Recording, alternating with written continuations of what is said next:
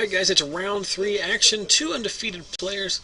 On the right, it's Jonathan Wright, playing Esper control this week, normally a blue-white control pilot, splashing black this week, I believe, for Blood Barons. He's on a mold of 5 on the play, so he'll be up against it here, against the mono-blue devotion deck of Brandon Gibbs.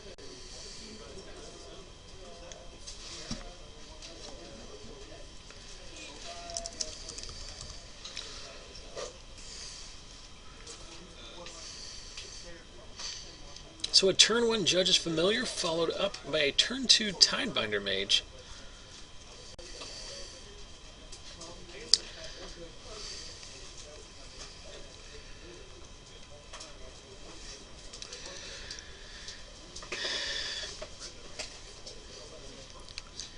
I'm not entirely sure about the sequencing there, but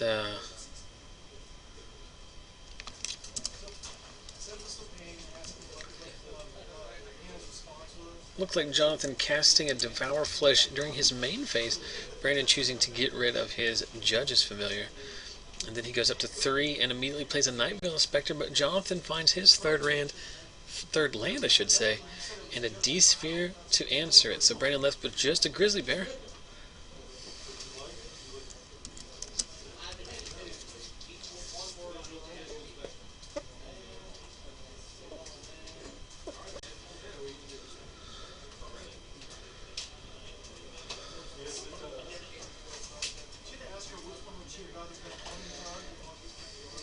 And there is a turn 4 Cloudfin Raptor.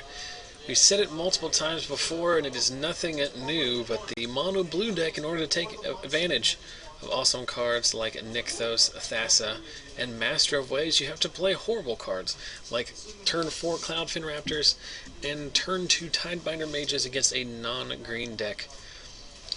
So Brandon unable to evolve his Raptor, so just serving again with the Tidebinder Mage. So Jonathan stuck on 3 lands, but still at 13, due to a relatively awkward draw from Brandon as well.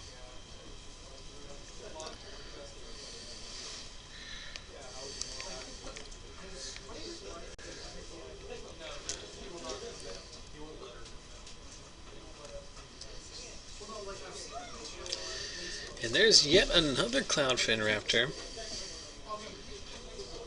Can't make out exactly what's in Brandon's hand, but it's got to be a hot pile of garbage, as he is so far unable to play anything other than 2 0/1 flyers since Jonathan has answered his Night Veil Spectre. So here's 2 mana for a Tidebinder.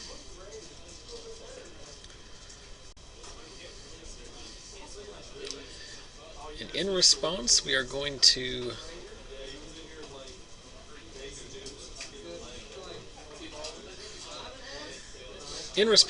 cast Away, it looks like. Force Brandon to sack a creature. He's going to bin one of his Cloudfin Raptors.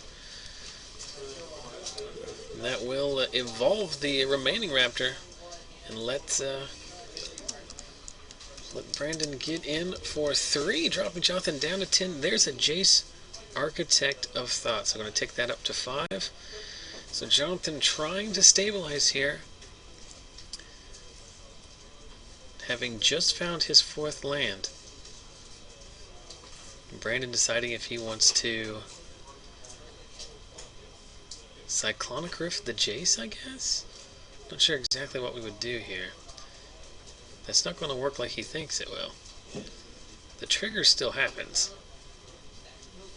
I guess we're just forcing Jonathan to recast it, effectively time walking him.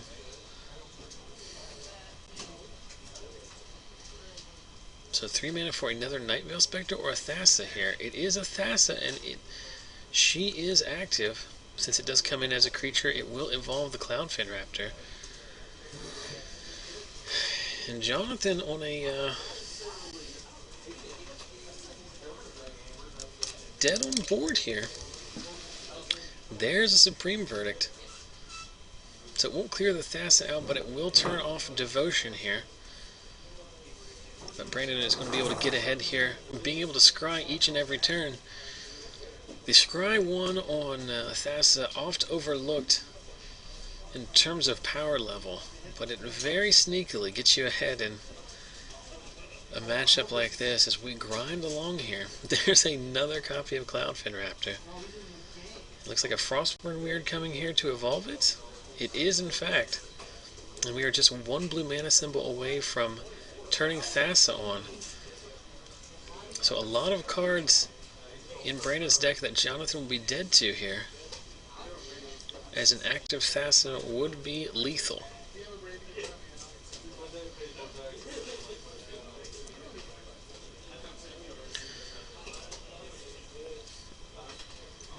So Hallowed Fountain inbound here.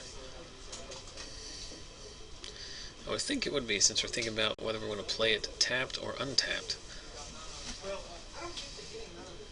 We're playing it tapped.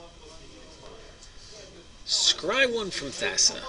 Last time we put it to the bottom. If it's something that doesn't turn on Thassa here, I would think you would move it. We do not, so serving in for 2 at a minimum, but able to go up to 6 here if Brandon sinks all of his mana into a Frostburn Weird. Probably not the smartest thing in the world to do at this point.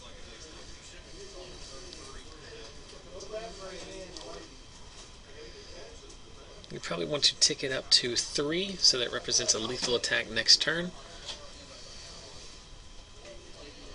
So turning up to 4, putting Jonathan down to 3. No tricks from Jonathan. And there is a Mutavault, so an unwrathable threat. Jonathan does have an Elspeth in his hand, so if he can find a 6th land, he can play that. End of turn, we're going to Sphinx's Rev just for the 1. Go up to 3. Draw a card. And he can't find any business.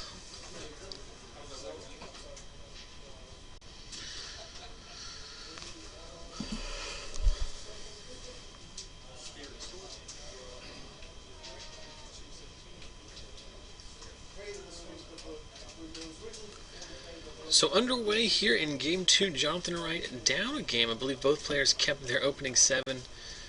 Jonathan playing a Temple of Deceit and passing, while Brandon starts off again with a turn 1 Judge's Familiar.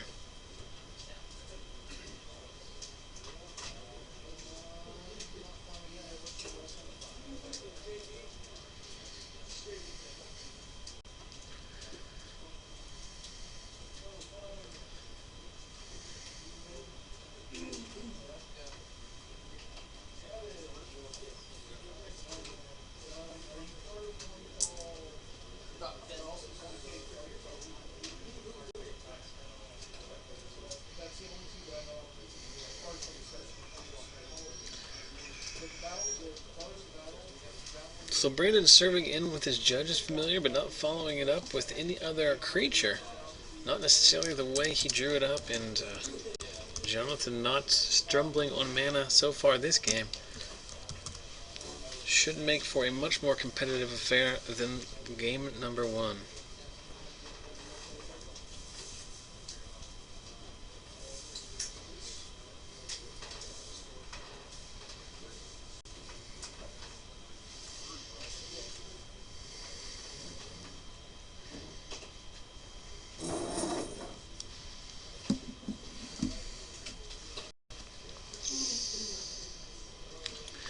So Jonathan shocks himself with the Watery Grave so he can play a Jace Architect of Thought on turn 4.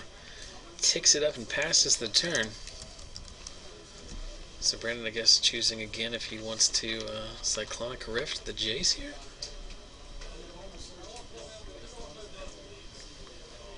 Looks like he's going to decide to do that exact same thing as in Game 1. Not nearly as lucrative in this sense, as he only has 3 power on board here, but still, in the absence of any kind of real gas here, fogging Jonathan a turn seems just as good. So there's a Thassa, long ways away from being able to activate. Brandon not attacking because the delayed Jace trigger still will stack. So literally no point to serve in for 0 damage.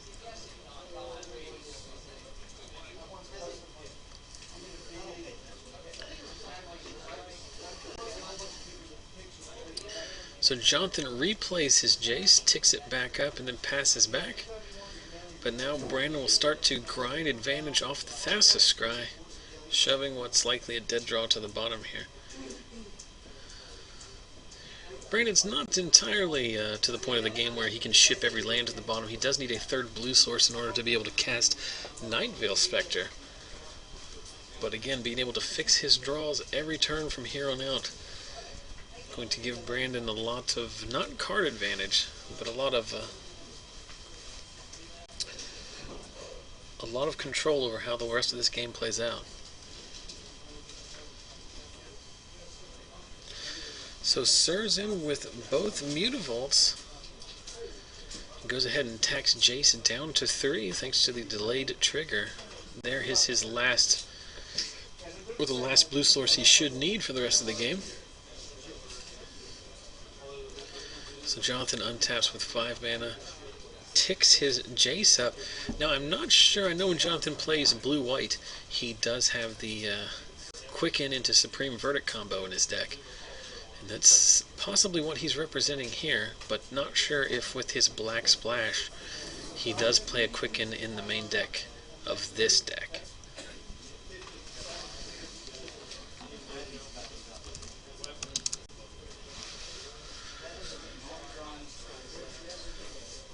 So another island from Brandon here. Tapping 4 mana for a Master of Waves or a Jace of his own. There is a Master of Waves. It'll make 3 tokens here.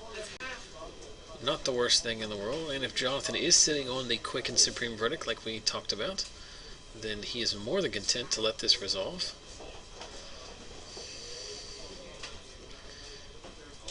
And this would be the extreme blowout. No, it's a Last Breath. Going to take out the Mutavault.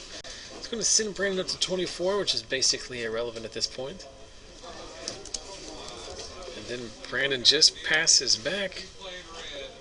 He's got 9 power on board.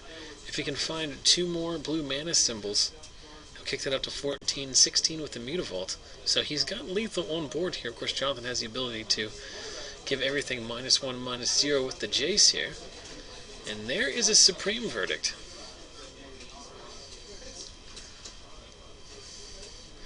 Then Jonathan does tick up his Jace again. Misses on his... no, he does make his 6 land drop there.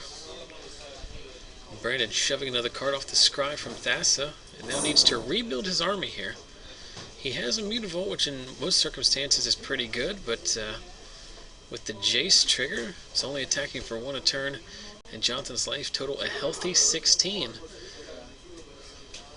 There's a second Master of Waves, going to make a couple elemental tokens.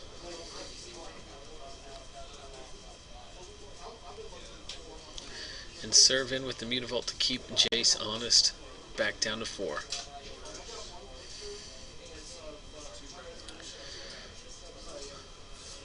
I'm trying to make out the cards in Jonathan's hand. I can't. There's another Supreme Verdict going to trade with that Master.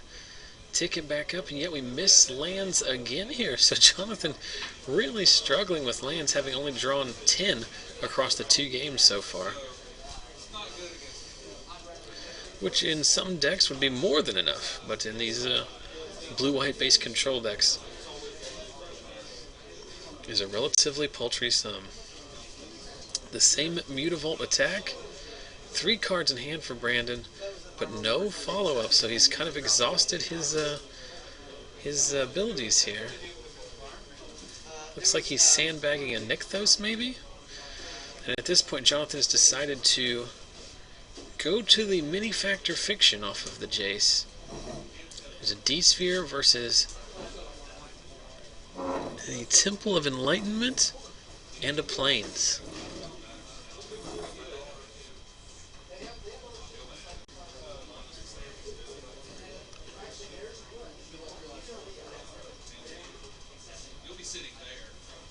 Uh-oh, the chat catching a mistake that I didn't make, or I didn't catch myself, with Jonathan casting a Last Breath on a Mutavault, which normally is fine, but with Master of Waves in play does make it a 3-power creature, so unfortunately that was a mistake. Both players missed it, and I missed it myself, and it's way too late at this point to go back and back that up. Can't wait for the YouTube comments that will inevitably come to lambaste me for that mistake.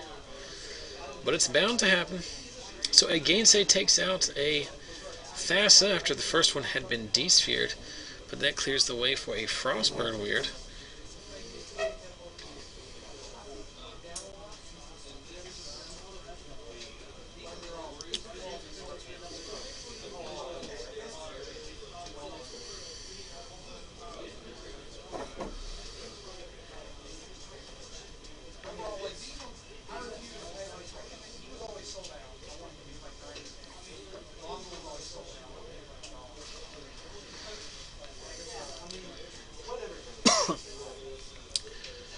So Jonathan ticks up his Jace, and Brandon serves in with Mutable and a Frostburn Weird. That Frostburn Weird is a 0-4 right now, but it can go up to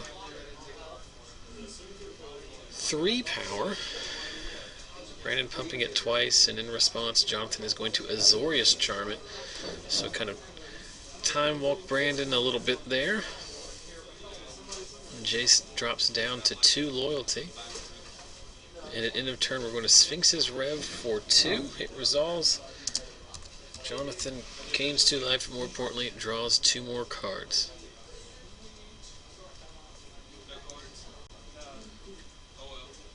Oh yeah, Jace was out at the time, so I think they neglected, so they did counter each other, so it worked out fine. Alright, so we took the long road around, but we eventually got back to the place we needed to be. So no issues there. Meanwhile, back to the action currently underway. Brandon reloads with another Frostburn Weird. The one we knew was on top of his deck because of the Azorius Charm. And we're a little bit ahead of the actual round time here, as JB announces 15 minutes remaining in the round. So both these players not competing just against each other, but also against the clock. As Jonathan in a pretty good spot here to win game 2, but both of them struggling to get there for game 3. There's an Elspeth. That's going to help expedite the matter here. Make 3 soldiers. Jonathan moving with a little bit more of a deliberate, or a little bit more of a hasty pace here. He's going to shock himself back down to 18 to leave open negate or gainsay. Imagine gainsay. Ticks up Jason, passes back. If I'm Brandon here, I'd probably just scoop it up so I can try and win game 3. It's going to be very difficult for Brandon to come back from this spot.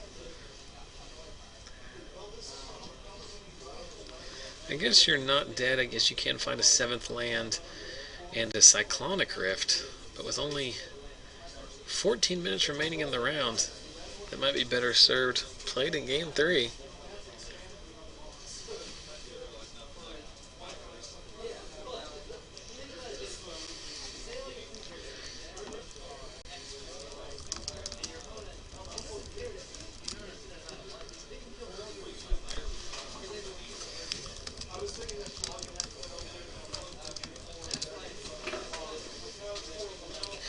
So Jonathan serves in with 3 soldiers here. Brandon's going to block 1. We're going to make 3 more.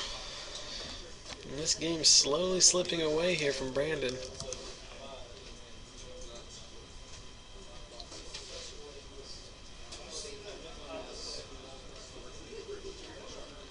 Tick up our Planeswalkers, play an Elixir, and pass the turn back.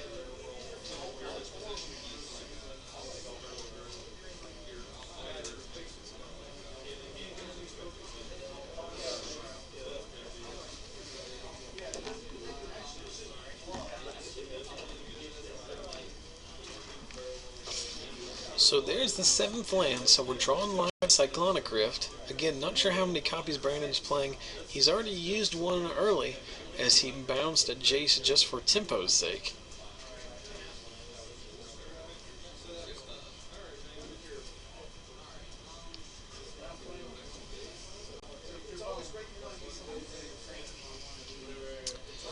So Brandon passes back.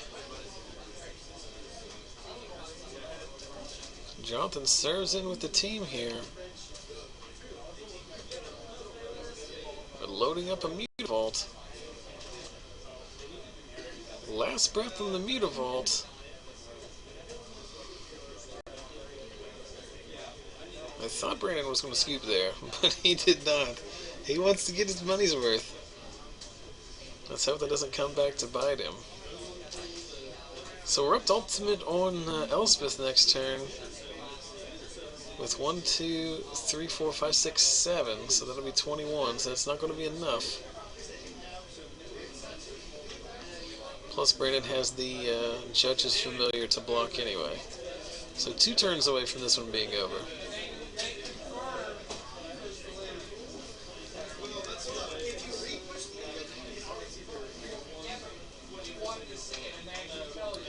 So there we ultimate the Elspeth. Interesting. Serves in for 7. I guess you have to respect Cyclonic Rift there at some point. There we go. Brandon's had enough, so we move to game 3. We'll step outside briefly, and we'll be right back into the action here as soon as these guys can shuffle up.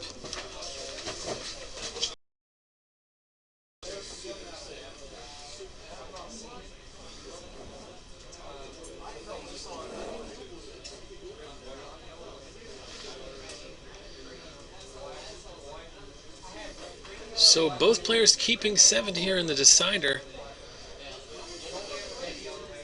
8 minutes and 5 turns separating these players from a potential draw, so we'll see if one of them can get the job done in that time. Brandon's going to do his best by starting off with a turn 2 Tidebinder Mage. Not the greatest card in the world, but if it attacks 10 times, it still gets the job done.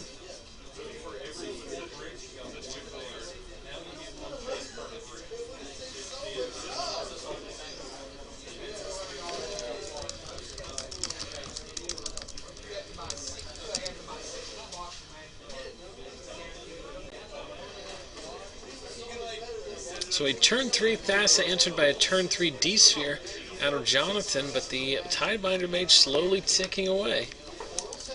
Unlikely to go the distance, but you never know.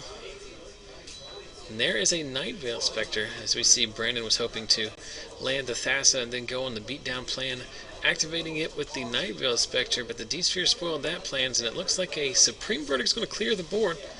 Jonathan does have to shock himself with the Godless Shrine to get it done. But the board is now clear. Let's see what Brandon's follow-up is. Well, he doesn't have a 4th land, but he does have a replacement Night Veil.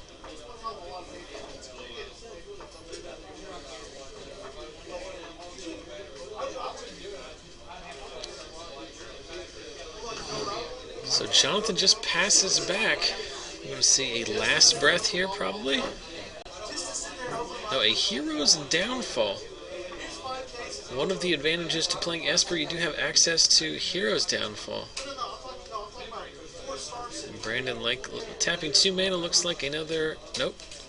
The 3rd Night Veil Spectre of the game. It's going to meet a Gainsay. So Jonathan in control here. If he can land a turns, if he can find a 6th land in an Elspeth, he can possibly get this game.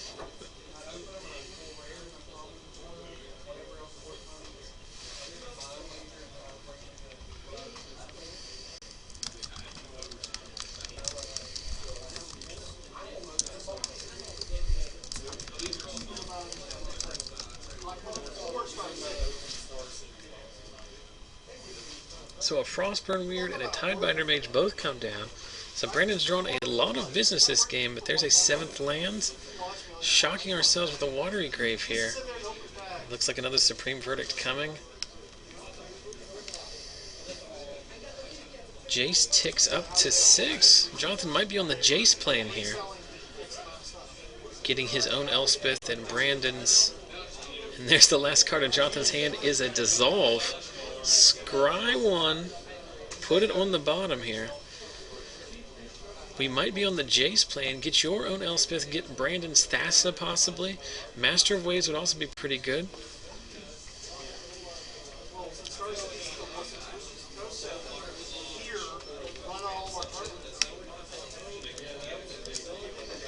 Three mana for another Thassa, but it does nothing at this point.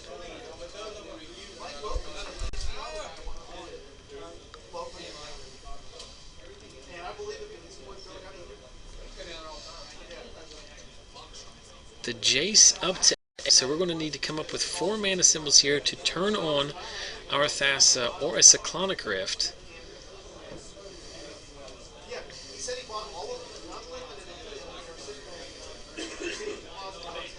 Doomblade on the Master at end of turn, so the Jace is going to ultimate here.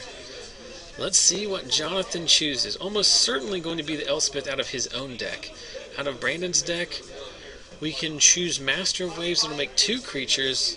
We can choose Thassa, which will help us to fix our draws here, as Jonathan is... Well, he's not hellbent, he did draw a card for this turn, but... well, maybe the other Jace, actually. Yeah, that's what he thumbs to the front there. That's probably the best bet. So just reassemble your team of Super Friends, and that's exactly what he does. So win conditions online here. Jonathan having just the right mix of board wipes, removal, counterspells, and the 1 Jace Architect of Thought. And he is well positioned to win this game in time.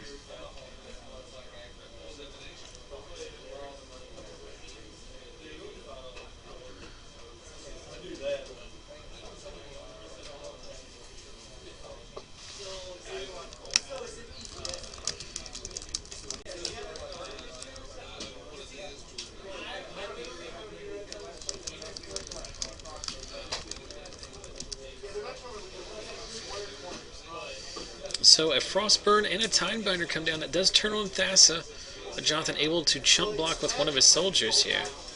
Tick Jace up. Make 3 more tokens. Oh no, I'm sorry. Jace goes down. For Mini Factor Fiction, I could not see the card that he drew there.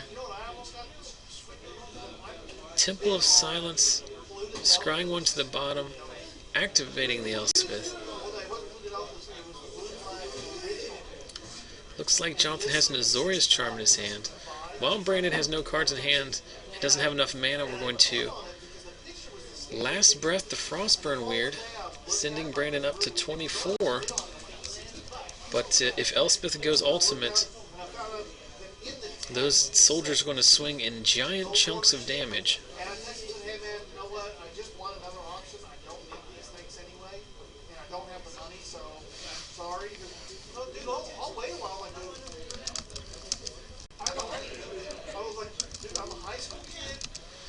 So Tidebinder serves in, Jace goes down to 1. No trigger this time because we did draw cards last turn.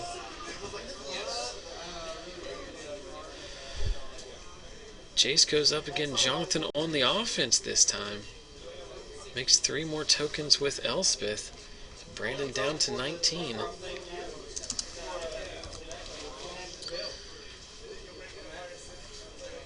I guess Nykthos and a... No, Nykthos won't even be good enough. 1, 2, 3 doesn't profit mana at this point. Cyclonic Rift really our only outlet here.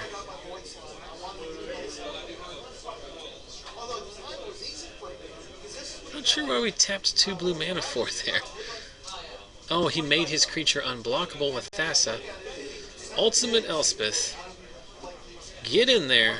And Jonathan wins this game in 7 minutes flat, so congratulations to him. He moves on to 3-0, and that will be good enough to draw into the top 8.